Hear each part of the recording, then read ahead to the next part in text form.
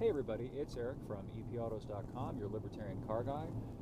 Just wanted to do a quick little video rant slash podcast to accompany an article I just put up on the site about cheap gas equaling big problems. Gas, as probably everybody listening to this knows, is hovering right around $2 a gallon for regular unleaded, at least in my area of the country in Southwest Virginia. But it's cheap. Very inexpensive, both in terms of what we're paying for today and in terms of historically. I did a little checking, and if you look into it, you'll find that, Clover, and of course there's another car coming in the opposite lane. Clover, well maybe I can get around him. Let's see, here we go. Clover! Bye-bye, Clover. All right, anyway, sorry for that interruption.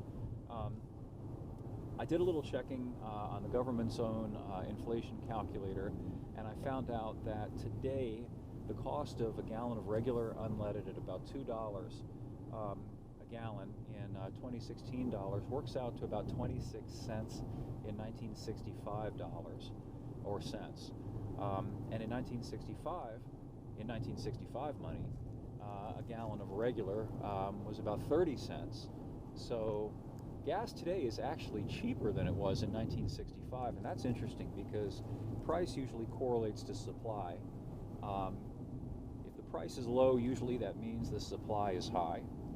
So notwithstanding 50 years of peak oil and talking about how we're imminently about to run out, the fact remains that gas prices are very low. It implies that there's plenty of fuel, and it may be simply due to us being able to extract oil economically from places where it was formerly not feasible to do so, or it's possible that oil is abiotic. There's an interesting theory that oil is actually not the result of organic processes, but non-organic processes deep within the earth.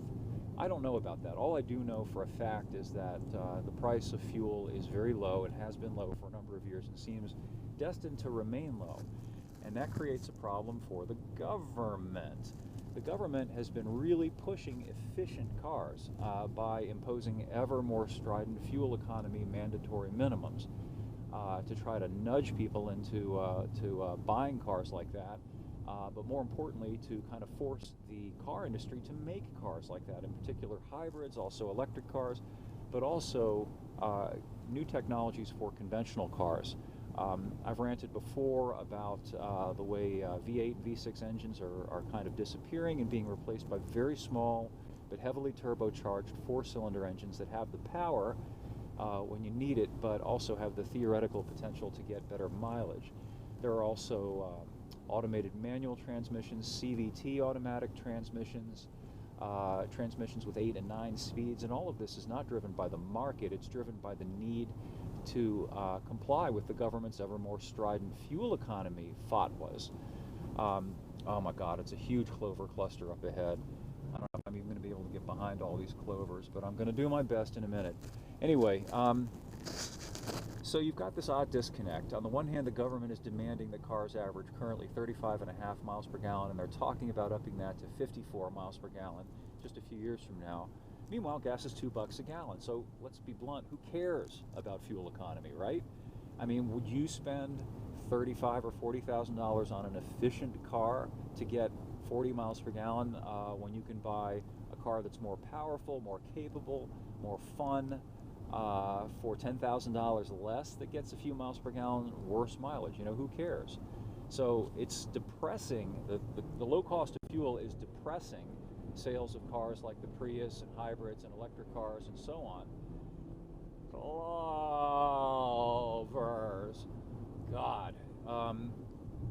And that's a problem for the government, which really wants to force people into these things.